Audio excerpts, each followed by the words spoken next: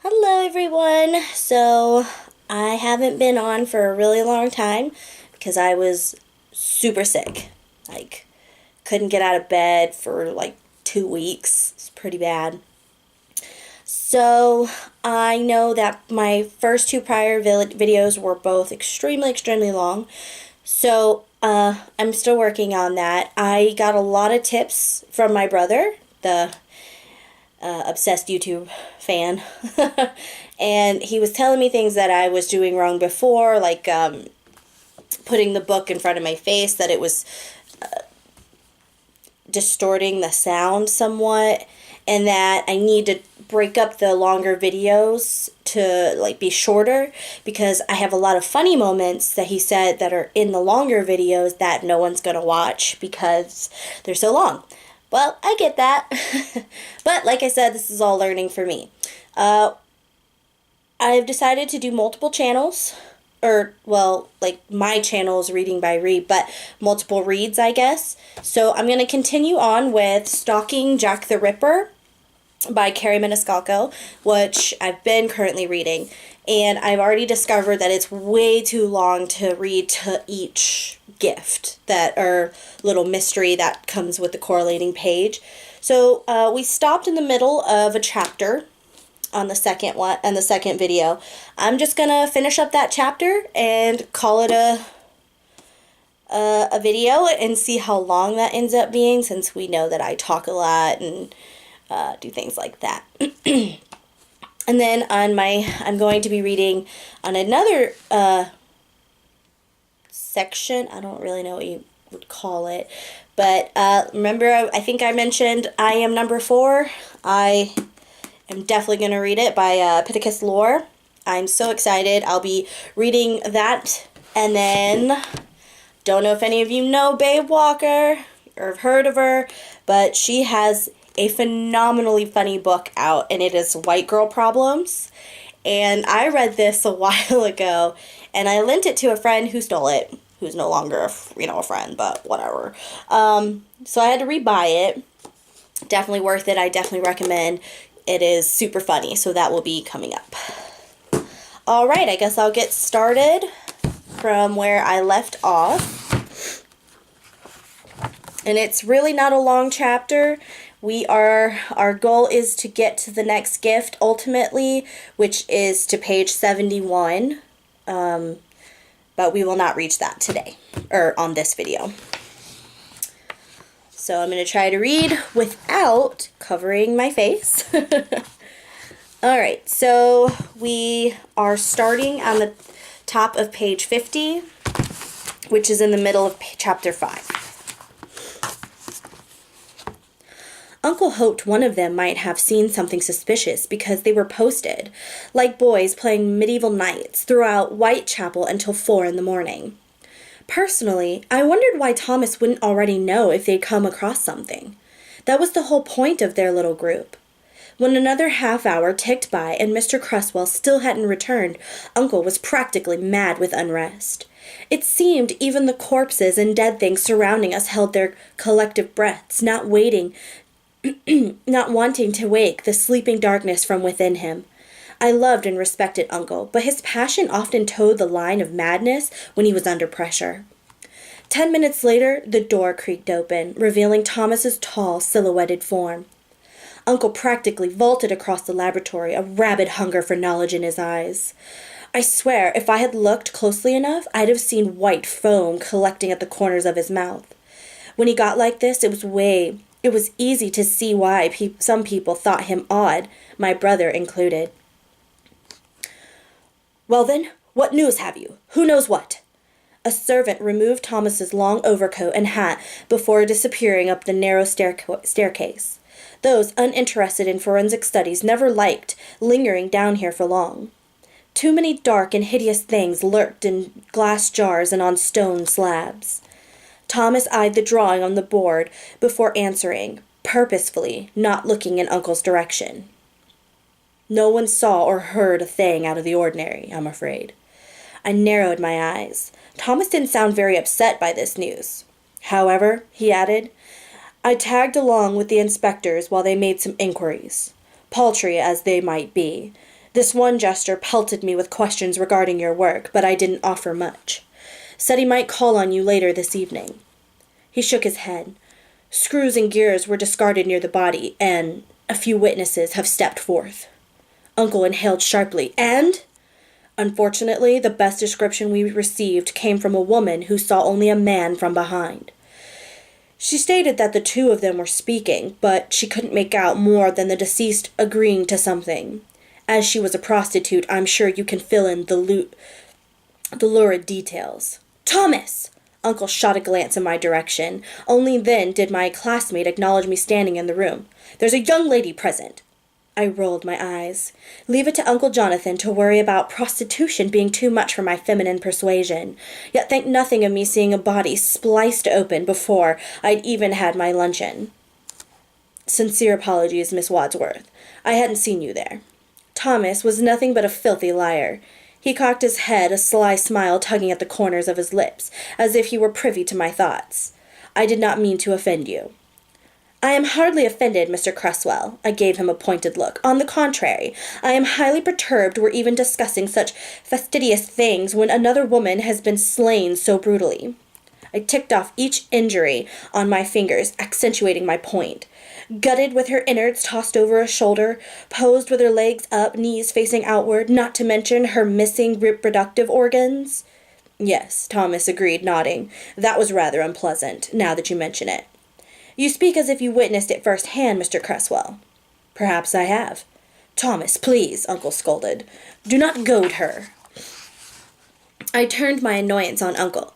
By all means, let's continue wasting time speaking of my potential discomfort at her occasional profession. What is your issue with prostitutes anyhow? It's not her fault society is just so unjust to women. Uncle Jonathan stepped back, placing a palm to his forehead as if he might be able to rub my tirade out with a few soothing strokes. Thomas had the gall to wink at me over the cup of tea he'd poured himself. Very well. He raised an exaggerated eyebrow at Uncle. The young lady has made her case, Doctor. From this point forward, I shall pretend she's as capable as a man. I glared harder. Pretend I am as capable as a man? Please, sir, do not value me so little.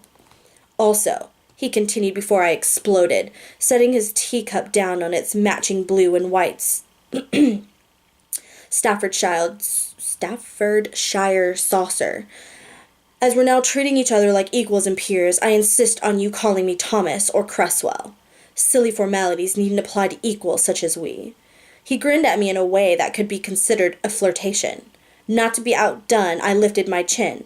If that's what you want, then, you're permitted to call me Audrey Rose or Wadsworth. Uncle stared up at the ceiling, sighing heavily. Back to our murder, then, he said, removing spectacles from a leather satchel and securing them on his face. What else have you either of you got for me besides the promise of a splitting headache? I have a new theory on why this act was more violent than the last, I said slowly, a new puzzle piece slipping into place in my mind. It occurred to me the scenes appear to be tainted with revenge. For once I held their attention, as if I were a corpse with secrets to divulge. During our lesson, you said first-time killers most likely start by murdering those they know. Uncle nodded. Well, what if the murderer knew Miss Nichols, and couldn't really let himself go as wild as he'd hoped? It's as if he wanted to exact revenge, but couldn't bring himself to do it once it came down to it. Miss Nichols was not as viciously mutilated as Miss Annie Chapman had been, leading me to believe Miss Chapman was unknown to our murderer. Interesting theory, niece. Uncle absently stroked his mustache. Perhaps Miss Nichols was murdered by her husband or the man she was living with.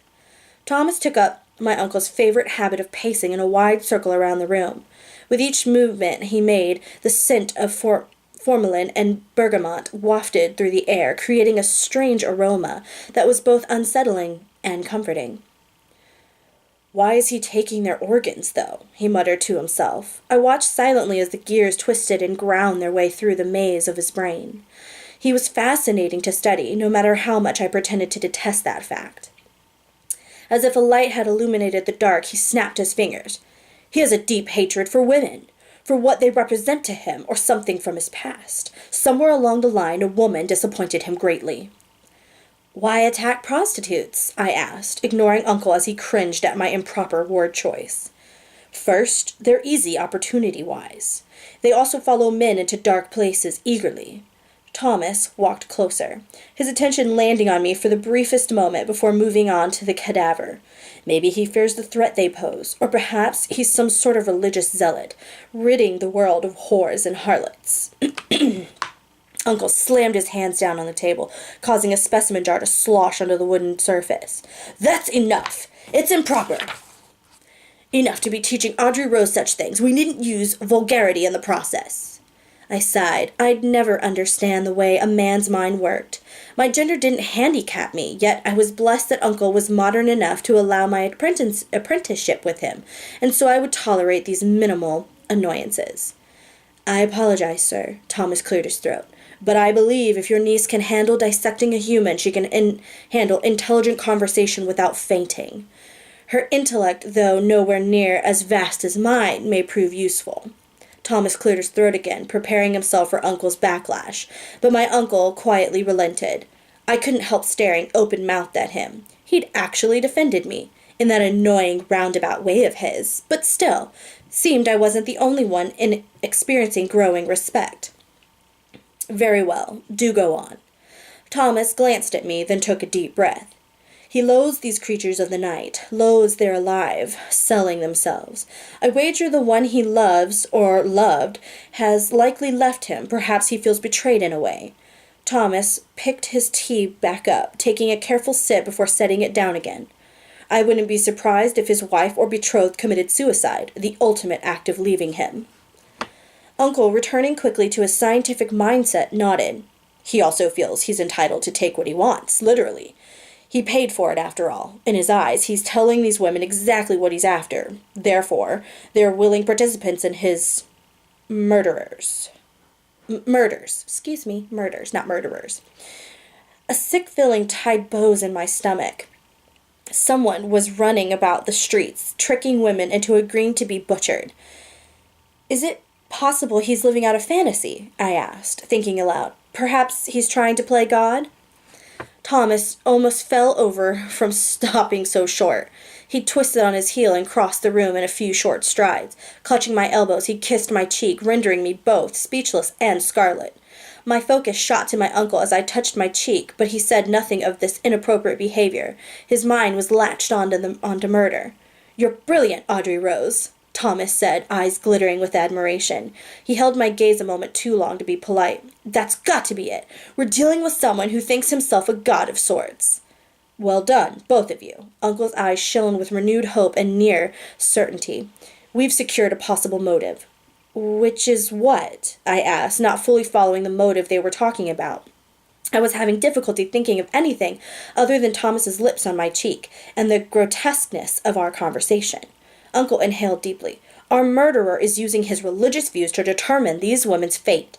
I would be surprised if he were some closet crusader, or perhaps he's a failed clergyman, killing in the name of God. A new realization set heavy upon my breast. Which means there could be more victims, and a lot more blood before this was through. Uncle shared a haunted look with Thomas, then me. Words needn't be said. Scotland Yard would laugh us into this asylum if we went to them with this theory, and who would blame them? What would we say? A mad priest or clergyman is on the loose, killing because God ordained it, and all of London won't be safe until we find a way to stop him? My uncle was famous, but people still gossiped behind his back. It wouldn't take much for him to be seen as a man driven to murder from picking apart the dead like a carrion scavenger.